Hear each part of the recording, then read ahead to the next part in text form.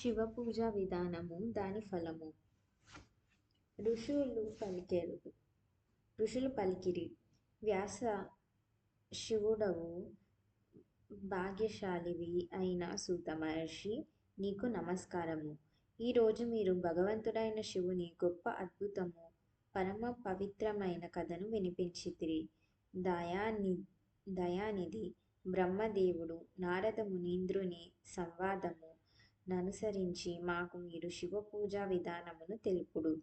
దాని వలన భగవంతుడగు శివుడు సంతుష్టుడగును. బ్రాహ్మణ క్షత్రియ వైశ్య శూద్రులందరులను శివ పూజ చేయుదురు. ఆ పూజ ఎట్లు చేయవలెను? మీరు వ్యాసుని నుండి ఈ విషయము నెట్లు వింటిరి? దానిని మాకు తెలుపుడు. మహర్షుల యొక్క కళ్యాణప్రదము శృతి సమ్మతమైన మాటలను విని వారి ప్రశ్నకు అనుగుణముగా సకల విషయములను సంతోషముతో సూతుడు తెలిపిరి. సూతుడు పలికెను, మునివరులారా, మీరు మిగుల మంచి విషయమును అడిగితిరి. కానీ ఇది రహస్యమైన విషయము. నేను దీనిని వినినట్లు నా బుద్ధికి అనుగుణముగా మీకు తెలిపెదను. మీరడిగినట్లే పూర్వకాలమున వ్యాస మహర్షి సనత్కుమారుని అడిగెను. తరువాత దానిని ఉపమన్యుడు కూడా వినెను. వ్యాసుడు శివపూజ మొదలగు గల విషయములను వినిపించెను. దానిని విని లోకమునకు హితమునరించు కోరికతో నాకు తెలిపెను. ఇదే విషయమును శ్రీకృష్ణ భగవానుడు మహాత్ముడగు ఉపమన్యునితో వినెను. పూర్వకాలమున బ్రహ్మదేవుడు నారదునకు ఈ విషయమును చెప్పినట్లుగా నేను మీకు తెలిపెదను. బ్రహ్మదేవుడు పలికెను, నారద, సంక్షిప్తముగా లింగ పూజ విధానమును తెలుపుచున్నాను వినుము. ఇంతకుముందు చెప్పినట్లు శంకరుని రూపము సుఖప్రదము, నిర్మలము, సనాతనము. ఆ రూపమును భక్తితో పూజించిన వానికి సకల మనోవాంఛితములు ఫలము లభించును. దారిద్ర్యము, రోగము, దుఃఖము, శత్రుబాధ, ఈ 4 విధములైన పాపములు అంటే కష్టములు శివపూజ చేయనంత వరకు అట్లే కొనసాగుచుండును. శివపూజ చేయుటతోనే సకల దుఃఖములను సమసిపోవును. సకల సుఖములు ప్రాప్తమగును. ఆ తరువాత నిశ్చిత సమయమున ఉపాసకులకు ముక్తి కూడా కలుగును. మానవ శరీరమును పొంది ముఖ్యముగా సంతాన సుఖమును కోరువారు మహాదేవుని పూజింపవలెను. ఆ మహాదేవుడు సకల కార్యములను, మనోరథములను నెరవేర్చును. బ్రాహ్మణ, క్షత్రియ, వైశ్య, శూద్రులు కూడా సకల కోరికల ప్రయోజనముల సిద్ధి కొరకు క్రమముగా విధి విధానముగా భగవంతుడగు శంకరుని పూజింపవలెను. ప్రాతకాలమున బ్రహ్మముహూర్తమున లేచి గురువును శివుని స్మరించవలెను. తీర్థములను జ్ఞాపకమునకు తెచ్చుకొని విష్ణుదేవుని ధ్యానించవలెను. తదుపరి నన్నున్న దేవతలను, మునీంద్రాదులను స్మరించవలెను, ధ్యానించవలెను. స్తోత్రపాఠములతో విధిపూర్వకముగా శంకరుని నామమును ఉచ్చరించవలెను. దాని తరువాత శయ్య నుండి లేచి నివాస స్థానమునకు దక్షిణ దిశగా వెళ్ళి మల విసర్జనము చేయవలెను. ఆ తరువాత కాళ్ళు చేతులు పరిశుభ్రముగా కడుకొనవలెను. పిమ్మట శుద్ధమైన మట్టితో లేక దంత చూర్ణముతో దంతములను శుభ్రము చేసుకొనవలెను. తన వర్ణమునకు అనుగుణముగా దంతధావనము చేయవలెను. బ్రాహ్మణుల 12 అంగములలో దంతపళ్లతో, క్షత్రియులు 11 అంగములతో, వైశ్యులు 10 అంగముల గల శూద్రులు 9 అంగముల గల దంత పుల్లతో దంతములను శుభ్రము చేసుకొనవలెను. మనుస్మృతి ననుసరించి కాలదోషమును దృష్టిలో నుంచుకొని దంతధావనమును చేయుట గాని ప్రతిజ్ఞించుట గాని చేయవలెను. నాయన షష్ఠి, ప్రతిపద, అమావాస్య, నవమి తిథులు వ్రతము చేయు దినము. సూర్యాస్తమయము, ఆదివారము, శ్రద్ధాదినమందు దంతధావనకై పళ్ళు గరి అంటే పండ్ల పుల్లను వాడకూడదు. దానము తరువాత తీర్థము అంటే జలాశయము మొదలగు వాటియందు విధిపూర్వకముగా స్నానమొనరించవలెను. ప్రత్యేకమైన దేశకాలములందు మంత్రోచ్చారణతో స్నానమొనరించుట సముచితము. స్నానమునకు తరువాత ముందు ఆచమనము చేసి ఉతికిన వస్త్రమును ధరించవలెను. తరువాత చక్కటి ప్రదేశమున కూర్చుని సంధ్యావందనాదులు అనుష్ఠింపవలెను. తదుపరి పూజా కార్యక్రమమును ప్రారంభించవలెను. మనస్సును స్థిరము చేసుకొని పూజాగృహమునందు ప్రవేశించవలెను. పూజా సామగ్రిని తీసుకొని సుందరమైన ఆసనమున కూర్చునవలెను. మొదట న్యాసాదులను చేసి మహాదేవుని పూజింపవలెను. శివపూజ ముందు గణేశుని, ద్వారపాలురను, దిక్పాలరులను చక్కగా పూజింపవలెను. పిదప దైవమునకు పీఠస్థానమున కల్పించవలెను. లేక అష్టదళ కమలమున రూపొందించిన పూజా ద్రవ్యముల దర్గన కూర్చునవలెను. ఆ కమలము మీద భగవంతుడగు శివుని ఆసీనుని చేయవలెను. 3 మార్లు ఆచమనము చేసి మరల 2 చేతులు కడుక్కొనవలెను. 3 ప్రాణాయామములు చేసి మధ్యమ ప్రాణాయామమున అనగా కుంభకము చేయు సమయమున త్రినేత్రధారియగు శివునిట్ల ధ్యానించవలెను. ఆ స్వామికి 5 ముఖములు గలవు, 10 భుజములు కలవు. శుద్ధ స్ఫటిక సమానమైన ఉజ్వల కాంతిమంతుడు, సకలాభరణములతో అలంకరింపబడిన శ్రీ అంగములతో శోభిల్లుచుండును. వ్యాఘ్రచర్మమును కప్పుకొనియున్నాడు. ఇట్లు ధ్యానించి నాకు కూడా ఇట్టి రూపము సమకూరవలెనని భావన చేయవలెను. అట్టి భావన చేయుచు మానవుడు శాశ్వతముగా తన పాపములను భస్మము చేసుకొనవలెను. ఈ విధముగా శివుని యొక్క శరీరమునే ధరించినట్లు భావించి ఆ మహేశ్వరుని పూజింపవలెను. శరీరమును శుభ్రము చేసుకొని మూల మంత్రమున క్రమముగా న్యాసము చేయవలెను. లేక సర్వత్ర ప్రణవముతో షడంగ న్యాసము చేయవలెను. ఓం అద్యేత్యాది రూపముతో సంకల్ప వాక్యమును ప్రయోగించి పూజను ఆరంభించవలెను. పాద్యము, అర్ఘ్యము, ఆచమనములు కొరకు పాత్రలను సిద్ధపరచుకొనవలెను. బుద్ధిమంతుడగు పురుషుడు విధిపూర్వకముగా వివిధములైన 9 కలశములను స్థాపించవలెను. వాటిని దర్భలచే కప్పి యుంచవలెను. దర్భలతోనే వాటి మీద జలమును ప్రోక్షణము చేయవలెను. దాని తరువాత ఆ పాత్రలందు శీతల జలమును పోయవలెను.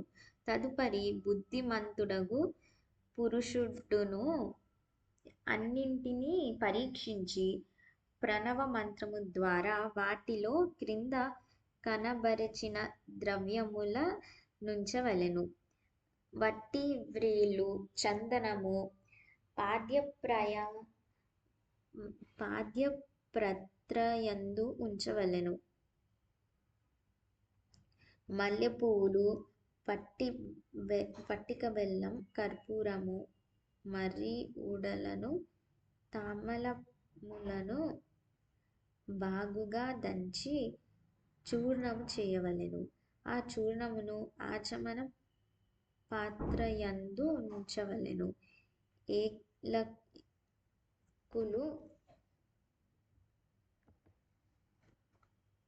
ఏలకులు, చందనము అన్ని పాత్రలలో వేయవలెను. దేవాది దేవుడైన మహాదేవుని పార్శ్వభాగమున నందీశ్వరుని పూజింపవలెను. గంధము, ధూపము, రకరకములైన దీపములను వెలిగించి శివపూజ చేయవలెను. తరువాత లింగమును శుద్ధి చేసి మానవుడు సంతోషముగా మంత్ర సమూహముల ఆదియందు ప్రణవమును చివర నమః అను పదమును జోడించి ఇష్టదేవునకు వాటి ద్వారా తగిన ఆసనమును సిద్ధము చేయవలెను.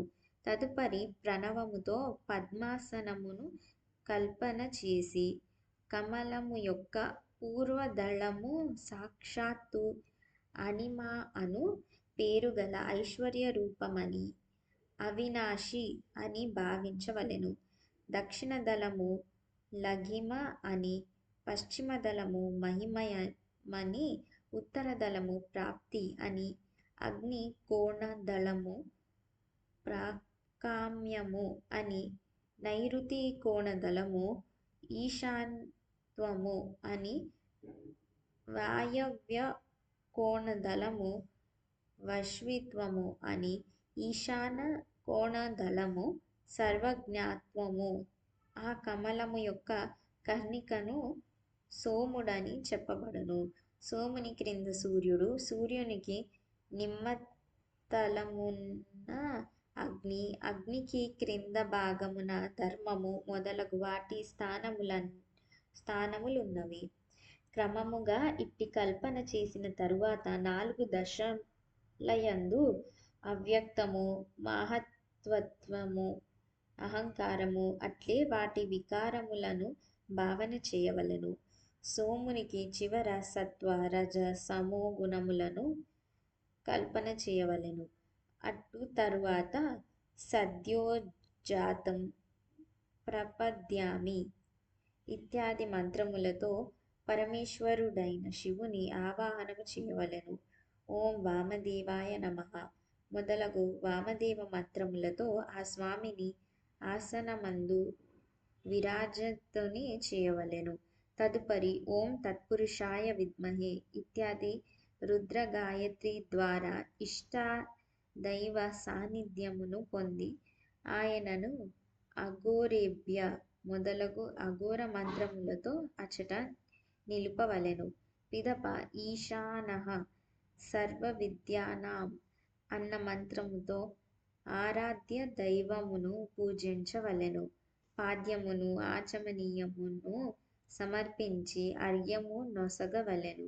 దాని తరువాత గంధము, చందన మిశ్రమ జలము చేత విధి విధానముగా రుద్రదేవునకు స్నానము చేయించవలెను.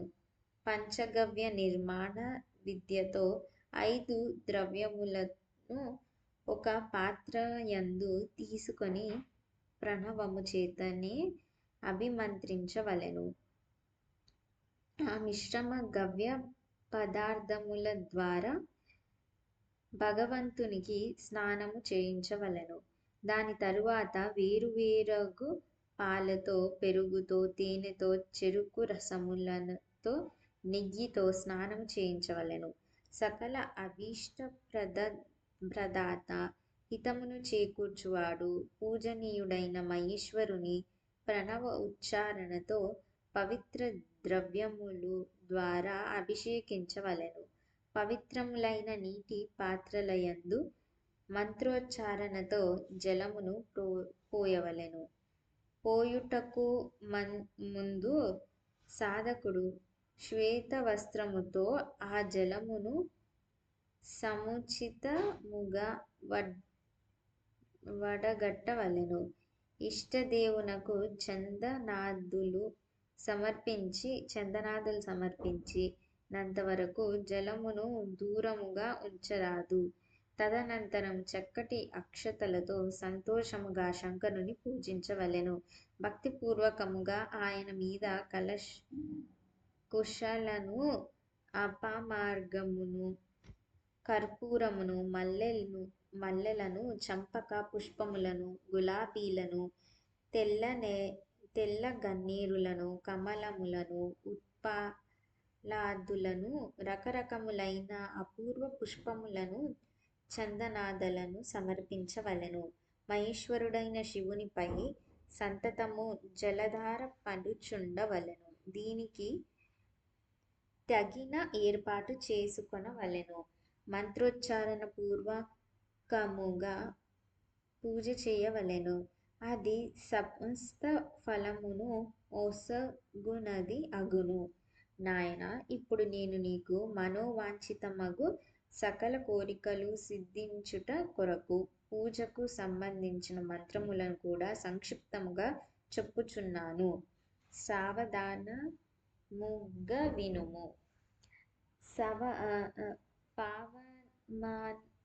పావమాన మంత్రము చేత వాగ్మి ఇత్యాది మంత్రములతో రుద్రమంత్రము, అటులనే నీలరుద్ర మంత్రముతో సుందరముగా శుభమును కలిగించు పురుష సూక్త, శ్రీ సూక్తములతో సుందరమైన ఆధర్వ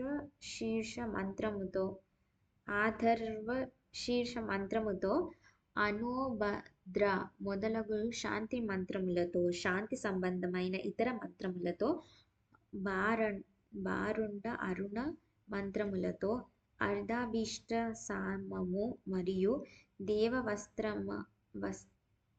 దేవవ్రత సామముతో, అభిత్వ ఇత్యాది రథంతర సామముతో, పురుష సూక్తముతో, మృత్యుంజయ మంత్రముతో, పంచాక్షర మంత్రములతో పూజింపవలెను. 1000 లేక 100 జలధారలు పడుటకు తగు ఏర్పాటు చేయవలెను. దీనినంతయు వేద మార్గముతో లేక నామ మంత్రములతో చేయవలెను. అనంతరము భగవంతుడగు శంకరుని మీద చందనము, పువ్వులను సమర్పించవలెను. ప్రణవముతో ముఖవాసము అంటే తాంబూలము మొదలగు అర్పించవలెను. దీని తరువాత స్ఫటిక మణితో సమానమైన నిర్మలుడు, నిష్కలుడు, అవినాశి, సర్వలోక కారణుడు, సర్వలోకమయుడగు పరమదేవుడు మరియు బ్రహ్మ, రుద్ర, ఇంద్ర, విష్ణువు మొదలగు దేవతల దృష్టికి అందనివాడు, వాక్కునకు మనస్సునకు గోచరింపనివాడు, ఆది మధ్యాంతరహితుడు, సమస్త రోగులకు ఔషధరూపుడు, శివతత్వ నామముతో ఖ్యాతి వహించినవాడు, శివలింగ రూపముతో ప్రతిష్ఠింపబడినవాడు. అట్టి భగవంతునగు శివలింగ మస్తకమునందు ప్రణవ మంత్రముతోనే పూజలు సల్పవలెను.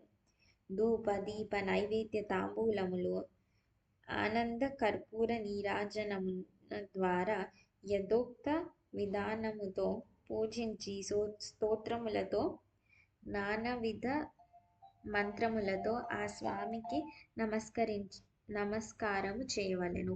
తదుపరి ప్రసన్న అర్ఘ్యము నొసగి భగవంతుని చరణములందు పుష్పములను జల్లవలెను. సాష్టాంగ ప్రణామము చేసి దేవేశ్వరుడగు శివుని ప్రార్థించవలెను.